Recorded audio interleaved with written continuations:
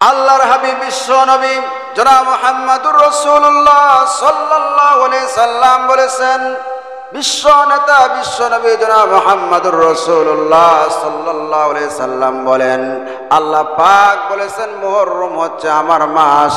আল্লাহ পাকের কাছে অধিক পছন্দনীয় মাস হচ্ছে মুহররম মাস। বিশ্ব নবী জনাব মুহাম্মদুর রাসূলুল্লাহ সাল্লাল্লাহু আলাইহি সাল্লাম যখন হিজরত করে মক্কা থেকে মদিনায় আসলেন, আসার পরে দেখলেন মুহররমের 10 তারিখে ইহুদিরা রোজা রাখে। আল্লাহর নবী জিজ্ঞাসা করলেন, তোমরা কিসের রোজা রাখো? ইহুদিরা বললেন, আমরা রোজা রাখি এই মুহররমের 10 তারিখে জালিম বাদশা ফেরাউনের কবল থেকে আল্লাহ পাক মূসা আমাদের নবীকে আল্লাহ পাক নাজাত দান করেছেন। মূসা নবী এবং বনে ইসরাইলের সমস্ত জাতিকে আল্লাহ রাব্বুল আলামিন নাজাত দান করেছেন। এই কারণে শুকরিয়া তাহান আমরা মুহররমের 10 তারিখে রোজা রাখি। আপনি আমার নবী বিশ্ব নবী জনাব মুহাম্মদুর রাসূলুল্লাহ সাল্লাল্লাহু আলাইহি সাল্লাম বললেন, ও আমার সাহাবীরা, ইহুদিরা রোজা রাখে তাদের নবী মূসার জন্য, আর মূসা হচ্ছে আমার ভাই, আমার আরো বেশি হক আছে। তারা যদি একটা রোজা রাখে, আমরা মুসলমান রোজা রাখবো 2টা। সুবহানাল্লাহ। কোন আল্লাহর নবী বলেছেন, যদি সামনে বছর আল্লাহ পাক আমারে বাঁচা রাখে 9-10 2 দিন রোজা রাখবো। সুবহানাল্লাহ। কোন সাহাবীদেরকে বলছে, তোমরা ইহুদিদের বিরুদ্ধে আচরণ করো, তোমরাও 2টা করে রোজা রাখো। 9 তারিখ 10 তারিখে রোজা রাখবো, তোমার 10 তারিখ 11 তারিখ 2 দিন রোজা রাখবে। সুবহানাল্লাহ। কোন আমার ভাইয়েরা, সেই হিসাবে সামনে আগামীকাল শনিবার রবিবার 2 দিন রোজা যারা রাখবে, অথবা রবিবার সোমবার, বোঝেন নাই, 2 দিন রোজা রাখার কথা হাদিস শরীফের মধ্যে এসেছে যে আল্লাহ নবী বলেছেন তোমরা কি রাখো? 2টা রোজা রাখো। আল্লাহ নবী বলেছেন সামনে বছর যদি আল্লাহ পাক আমাকে বাঁচায় রাখে, তাহলে আমি 2টা রোজা রাখবো। এর দ্বারা কি বোঝা গেল যে আল্লাহর নবী কি মুহররমে ওই মদিনায় আসার পরে রোজা রাখেছেন, তার আগে কি রোজা রাখেন নাই? আসলে বিষয়টি তা নয়। মক্কায় থাকতে মক্কার কাফেররা পর্যন্ত মুহররমের 10 তারিখে রোজা রাখতেন। মা আয়েশা সিদ্দিকা রাদিয়াল্লাহু তাআলা আনহা থেকে হাদিসটি বর্ণিত। আমার ভাইয়েরা, এই মুহররমের 10 তারিখে নেক কাজের মধ্যে ওই দিন রোজা রাখা হচ্ছে মুস্তাহাব। সবচাইতে মূল্যবান আমল হচ্ছে মুহররমের 10 তারিখে রোজা রাখা। রাসূল পাক সাল্লাল্লাহু আলাইহি সাল্লাম বলেন, রমজানের রোজার পর সর্বশ্রেষ্ঠ রোজা হচ্ছে আল্লাহর নিকট মুহররমের রোজা। রাসূল পাক সাল্লাল্লাহু আলাইহি সাল্লাম আরো বলেছেন, আমি আল্লাহর দরবারে আশা রাখি 10 মুহররমে রোজা হওয়ার পূর্ববর্তী বছরের গুনাহর কাফারা হয়ে যাবে। সুবহানাল্লাহ। 1 বছরের যে গুনাহ করেছে, কবিরা গুনাহ বাদ দিয়ে কবিরা গুনাহ তওবা করলে আল্লাহ রাব্বুল আলামিন মাফ করে দিবেন। রাসূল পাক সাল্লাল্লাহু আলাইহি সাল্লাম বলেন যে রোজা রাখার কারণে আল্লাহ পাক গুনার কাফারা করে দিবেন। আল্লাহর নবী জনাব মুহাম্মদুর রাসূলুল্লাহ সাল্লাল্লাহু আলাইহি সাল্লাম হাদিস শরীফের মধ্যে বলেন, তোমরা আশুরার দিবসে রোজা রাখিও এবং উহাতে ইহুদিদের বিরুদ্ধে আচরণ করো। তাহারা মাত্র 1 দিন রোজা রাখে, তোমরা উহার পূর্বের দিন এবং পরের দিন রোজা রাখিও। ইহুদিদের বিরুদ্ধে আচরণ করো, তারা 1 দিন রোজা রাখে, আমরা মুসলমান আমরা রাখবো কয় দিন? কথা বলে না, কয় দিন বাবা? 2 দিন, 9-10 অথবা 10-11। রাসূল পাক সাল্লাল্লাহু আলাইহি সাল্লাম আরো বলেন, রমজানের রোজার পূর্বে আশুরার রোজা ফরজ ছিল। রমজান মাসে 30 দিন রোজা আসছে, এই রোজা ফরজ হওয়ার আগে এই আশুরার রোজাটা ফরজ ছিল, ফরজ হিসেবে পালন করা হতো। রমজানের রোজা ফরজ হওয়ার পরে যার ইচ্ছা হয় রাখিবে, না ইচ্ছা হলে নাও রাখতে পারবে। কিন্তু রমজানের রোজা আসার আগে এই আশুরার রোজা কি ছিল? ফরজ ছিল। আশুরুন থেকে আশুরা অর্থাৎ 10, এই দিবসে এই 10 মুহররমে আল্লাহ পাক ফজিলতপূর্ণ 10টি নবীর 10টি বিশেষ ঘটনা ঘটাইছেন। ইতিহাস প্রমাণ করেন, হাদিস শরীফ প্রমাণ করেন। বুখারী শরীফের ব্যাখ্যা ওমদাদুল কারির মধ্যে আল্লামা বদরুদ্দিন আইনি রহমাতুল্লাহ আলাই উনি লিখেছেন যে মানব সৃষ্টির ইতিহাস থেকে শুরু করে আল্লাহ পাক বড় বড় কিছু ফজিলতপূর্ণ কারামতপূর্ণ 10টি ঘটনা ঘটাইছেন এই মুহররমের 10 তারিখে। সুবহানাল্লাহ বলেন। এই মাসটি চলেছে আরবি, এই মাসটির নাম কি বাবা? মুহররম মাস। কি মাস? মুহররম। মুহররম শব্দের অর্থ হচ্ছে সম্মানিত। সুবহানাল্লাহ কোন। হাদিস শরীফের মধ্যে এসেছে আল্লাহ পাক বলেন মুহররম হচ্ছে আমার মাস। মুহররম হচ্ছে আমার মাস। আল্লাহ পাক বলেছেন আমার মাস। 12-11টি মাসই তো আল্লাহ পাকের, মুহররমও তো আল্লাহ পাকের, কিন্তু বিশেষ করে আল্লাহ পাক বলছেন মুহররম হচ্ছে আমার মাস। একজন মানুষের 5টা সন্তান আছে, তার মধ্যে যদি বলে যে এটা আমার সন্তান, অমুক আমার কলিজার টুকরা সন্তান, নাম ধরে বলল, বোঝা গেল আরো 4জন সন্তানকে ভালোবাসে, ঠিক আছে, কিন্তু ওই সন্তানকে একটু বেশি ভালোবাসে, ঠিক কিনা বলেন? তা আল্লাহ পাক যেভাবে বলেছেন যে মুহররম হচ্ছে আমার মাস, এর দ্বারা বোঝা গেল আল্লাহ পাকের কাছে খুব প্রিয় একটি মাস হচ্ছে মুহররম মাস। সুবহানাল্লাহ বলেন। আল্লাহর হাবিব বিশ্ব নবী জনাব মুহাম্মদুর রাসূলুল্লাহ সাল্লাল্লাহু আলাইহি সাল্লাম বলেছেন, বিশ্ব নেতা বিশ্ব নবী জনাব মুহাম্মদুর রাসূলুল্লাহ সাল্লাল্লাহু আলাইহি সাল্লাম বলেন, আল্লাহ পাক বলেছেন মুহররম হচ্ছে আমার মাস। আল্লাহ পাকের কাছে অধিক পছন্দনীয় মাস হচ্ছে মুহররম মাস। বিশ্ব নবী জনাব মুহাম্মদুর রাসূলুল্লাহ সাল্লাল্লাহু আলাইহি সাল্লাম যখন হিজরত করে মক্কা থেকে মদিনায় আসলেন, আসার পরে দেখলেন মুহররমের 10 তারিখে ইহুদিরা রোজা রাখে। আল্লাহ নবী জিজ্ঞাসা করলেন তোমরা কিসের রোজা রাখো? ইহুদিরা বললেন আমরা রোজা রাখি এই মুহররমের 10 তারিখে জালিম বাদশা ফেরাউনের কবল থেকে আল্লাহ পাক মূসা আমাদের নবীকে আল্লাহ পাক নাজাত দান করেছেন। মূসা নবী এবং বনে ইসরাইলের সমস্ত জাতিকে আল্লাহ রাব্বুল আলামিন নাজাত দান করেছেন। এই কারণে শুকরিয়া তাহান আমরা মুহররমের 10 তারিখে রোজা রাখি। আপনি আমার নবী বিশ্ব নবী জনাব মুহাম্মদুর রাসূলুল্লাহ সাল্লাল্লাহু আলাইহি সাল্লাম বললেন, ও আমার সাহাবীরা, ইহুদিরা রোজা রাখে তাদের নবী মূসার জন্য, আর মূসা হচ্ছে আমার ভাই, আমার আরো বেশি হক আছে। তারা যদি একটা রোজা রাখে আমরা মুসলমান রোজা রাখবো 2টা। সুবহানাল্লাহ কোন। আল্লাহর নবী বলেছেন যদি সামনে বছর আল্লাহ পাক আমারে বাঁচা রাখে 9-10 2 দিন রোজা রাখবো। সুবহানাল্লাহ কোন। সাহাবীদেরকে বলছে তোমরা ইহুদিদের বিরুদ্ধে আচরণ করো, তোমরাও 2টা করে রোজা রাখো। 9 তারিখ 10 তারিখে রোজা রাখবো, তোমার 10 তারিখ 11 তারিখ 2 দিন রোজা রাখবে। সুবহানাল্লাহ কোন। আমার ভাইয়েরা, সেই হিসাবে সামনে আগামীকাল শনিবার রবিবার 2 দিন রোজাদার রাখবে, অথবা রবিবার সোমবার, বুঝেন নাই, 2 দিন রোজা রাখার কথা হাদিস শরীফের মধ্যে এসেছে যে আল্লাহ নবী বলেছেন তোমরা কি রাখো? 2টা রোজা রাখো। আল্লাহ নবী বলেছেন সামনে বছর যদি আল্লাহ পাক আমাকে বাঁচায় রাখে তাহলে আমি 2টা রোজা রাখবো। এর দ্বারা কি বোঝা গেল যে আল্লাহর নবী কি মুহররমে ওই মদিনায় আসার পরে রোজা রেখেছেন, তার আগে কি রোজা রাখেন নাই? আসলে বিষয়টি তা নয়। মক্কায় থাকতে মক্কার কাফেররা পর্যন্ত মুহররমের 10 তারিখে রোজা রাখতেন। মা আয়েশা সিদ্দিকা রাদিয়াল্লাহু তাআলা আনহা থেকে হাদিসটি বর্ণিত। আমার ভাইয়েরা, এই মুহররমের 10 তারিখে নেক কাজের মধ্যে ওই দিন রোজা রাখা হচ্ছে মুস্তাহাব। সবচাইতে মূল্যবান আমল হচ্ছে মুহররমের 10 তারিখে রোজা রাখা। রাসূল পাক সাল্লাল্লাহু আলাইহি সাল্লাম বলেন রমজানের রোজার পর সর্বশ্রেষ্ঠ রোজা হচ্ছে আল্লাহর নিকট মুহররমের রোজা। রাসূল পাক সাল্লাল্লাহু আলাইহি সাল্লাম আরো বলেছেন আমি আল্লাহর দরবারে আশা রাখি 10 মুহররমে রোজা হওয়ার পূর্ববর্তী বছরের গুনাহর কাফারা হয়ে যাবে। সুবহানাল্লাহ। 1 বছরের যে গুনাহ করেছে কবিরা গুনাহ বাদ দিয়ে কবিরা গুনাহ তওবা করলে আল্লাহ রাব্বুল আলামিন মাফ করে দিবেন। রাসূল পাক সাল্লাল্লাহু আলাইহি সাল্লাম বলেন যে রোজা রাখার কারণে আল্লাহ পাক গুনার কাফারা করে দিবেন।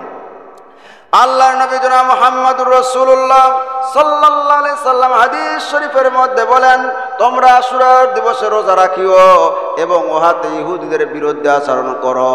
তাহারা মাত্র 1 দিন রোজা রাখে, তোমরা উহার পূর্বের দিন এবং পরের দিন রোজা রাখিও। ইহুদিদের বিরুদ্ধে আচরণ করো, তারা 1 দিন রোজা রাখে, আমরা মুসলমান আমরা রাখবো কয় দিন? কথা বলে না, কয় দিন বাবা? 2 দিন। 9-10 অথবা 10-11। রাসূল পাক সাল্লাল্লাহু আলাইহি সাল্লাম আরো বলেন, রমজানের রোজার পূর্বে আশুরার রোজা ফরজ ছিল। রমজান মাসে 30 দিন রোজা আসছে, এই রোজা ফরজ হওয়ার আগে এই আশুরার রোজাটা ফরজ ছিল, ফরজ হিসেবে পালন করা হতো। রমজানের রোজা ফরজ হওয়ার পরে যার ইচ্ছা হয় রাখিবে, না ইচ্ছা হলে নাও রাখতে পারবে। কিন্তু রমজানের রোজা আসার আগে এই আশুরার রোজা কি ছিল? ফরজ ছিল।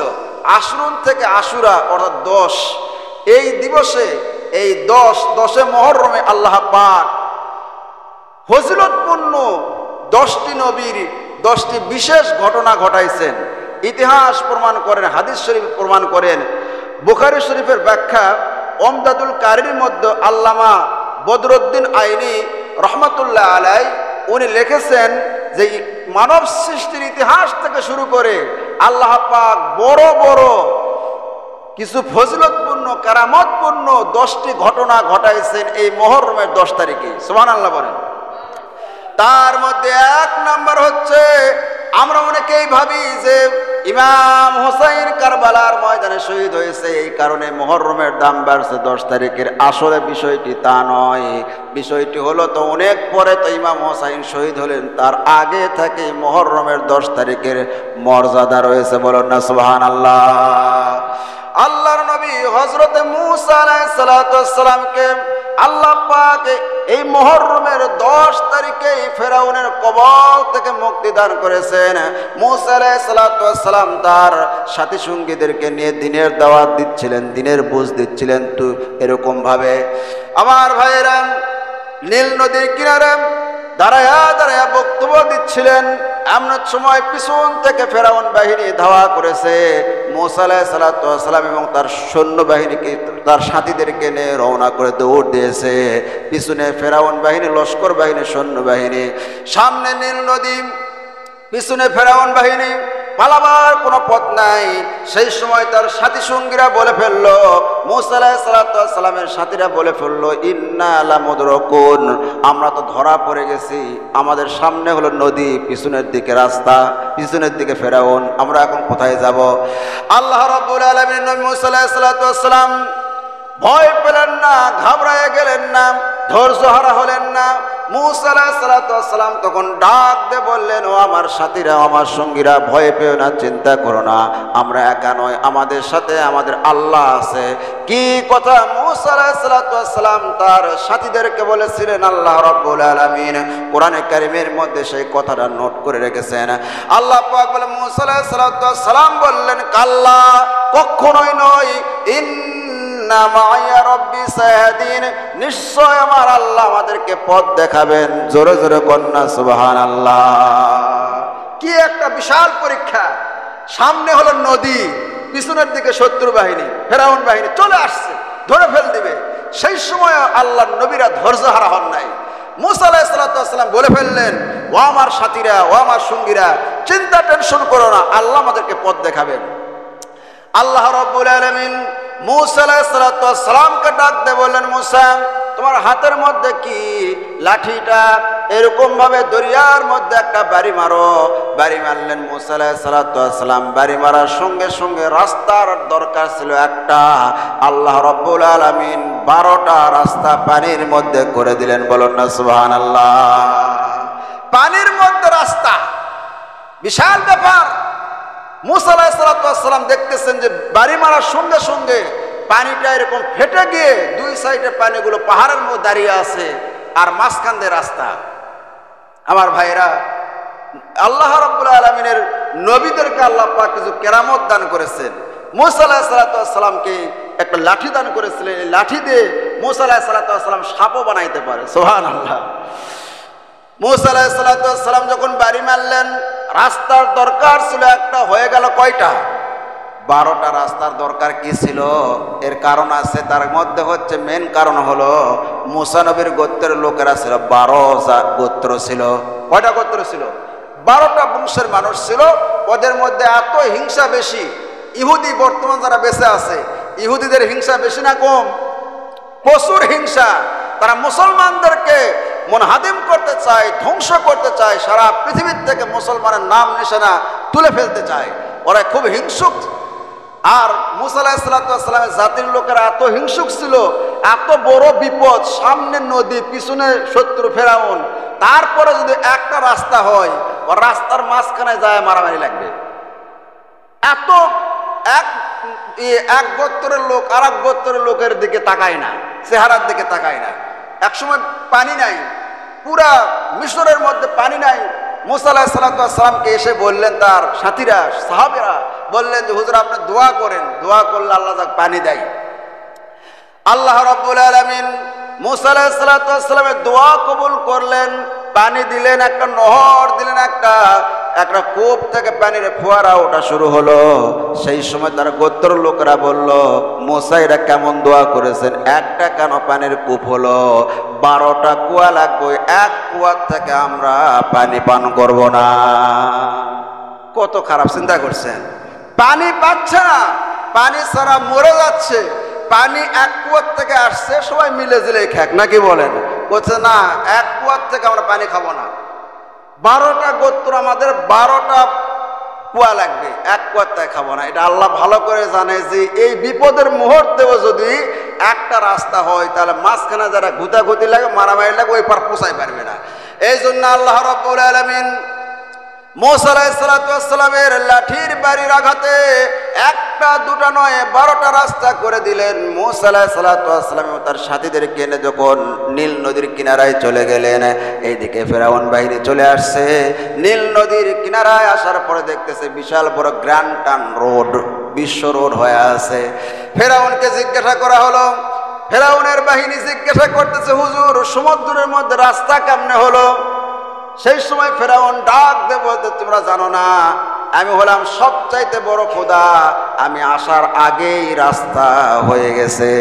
আনা রব্বুকুমুল আলা, আমি হচ্ছে সবচেয়ে বড় খোদা। নাউজুবিল্লাহ কোন? আল্লাহ কই তুই খোদা না গাধা, তুই খালি মাঝখানে যা ঘোড়া নিয়ে। এবার যখন ফেরাউন বাহিনী বলে, সাথীরা এই রাস্তার মধ্যে সবাই নামো, লস্কর বাহিনী, সৈন্যবাহিনী ঘোড়া নিয়ে যখন নীল নদীর মাঝখানে চলে গেছে, আল্লাহ পাক পানিকে অর্ডার করলেন, পানি রে দুই সাইডের পানি একজাস্ট হয়ে যা। মুসার শত্রু আমার শত্রু ফেরাউনকে এখানে সুবায়া সুবায়া মার। সুবহানাল্লাহ। ফেরাউনকে এবার যখন দুই সাইডে পানি আসে, চাপ দিয়েছে, এবার হাবুডুবু খায়। ফেরাউন সেই সময় বলেছিল, মুসা এবং তার সাথীর আল্লাহ, বনে ইসরায়েলের আল্লাহর উপর আমি ঈমান আনলাম। মরার সময় বলেছিল, বলেনি তা না।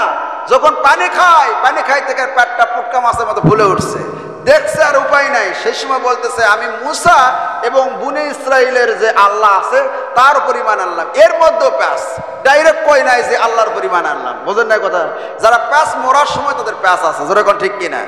আল্লাহ পাক সেই সময় কোরআন শরীফের মধ্যে এসেছে ঘটনা, সূরা তোহার মধ্যে আল্লাহ পাক বললেন যে এখন কে, এতদিন কোথায় ছিলে? এতদিন পর্যন্ত তোমাকে ছেড়ে দিয়ে রাখছিলাম, 100-200 বছর নয়, 450 বছর পর্যন্ত তোমাকে আমি আল্লাহ পাক এরকম রাজত্ব দান করেছিলাম, এত শক্তি দান করেছিলাম, মানুষের উপরে জুলুম করছো, নির্যাতন করছো, নিপীড়ন করছো, আমার নবী মুসা আলাইহিস সালাম তার সাথীদেরকে মেরেছো। আজকে আর কোনো উপায় নেই, আজকে এই নদীর মধ্যে চুবায়া চুবায়া মরো। যেরকম আল্লাহু আকবার। মুসা আলাইহিস সালাম তার সাথীরা কিনারায় চলে গেলেন। এই মুহররমের 10 তারিখে এই ঘটনা ঘটেছিল। জোরে জোরে কন্যা সুবহানাল্লাহ। দ্বিতীয় ঘটনা, হযরত নূহ আলাইহিস সালাম, নূহ আলাইহিস সালামকে আল্লাহ পাক বললেন, নূহ তুমি কিস্তি বানাও, নৌকা বানাও। কারণ নূহ আলাইহিস সালামকে আল্লাহ পাক এত হায়াত দিয়েছিলেন, 950 বছর পর্যন্ত হায়াত পেয়েছিলেন। সুবহানাল্লাহ কোন? 950 বছর পর্যন্ত তার জাতির লোকদেরকে দাওয়াত দিয়েছে, বলেছে তোমরা এক আল্লাহকে মানো, তাহলে তোমরা সফল কাম হয়ে যাবে। কালেমার দাওয়াত দিয়েছে, কিন্তু মানে নাই। হাদিস শরীফের মধ্যে এসেছে 50 জন, কোন কোন হাদিস শরীফের মধ্যে এসেছে মাত্র 72 জন মুসলমান হয়েছিল। কয়জন? 950 বছর পর্যন্ত দাওয়াত দিয়েছে। কোরআন শরীফের মধ্যে এসেছে যখন নূহ আলাইহিস সালাম রাস্তাতে যায়, তার গ্রামের লোকেরা নূহকে দেখলে বলা মুখের উপর কাপড় দেয়, তারপর অন্যদিকে মুখ ফিরিয়ে থাকে যাতে করে না দেখতে পায়, দেখতে পেলে তো দাওয়াত দিবে। কানের মধ্যে আঙ্গুল দেয় যাতে করে নূহ আলাইহিস সালামের দাওয়াত না শোনা যায়।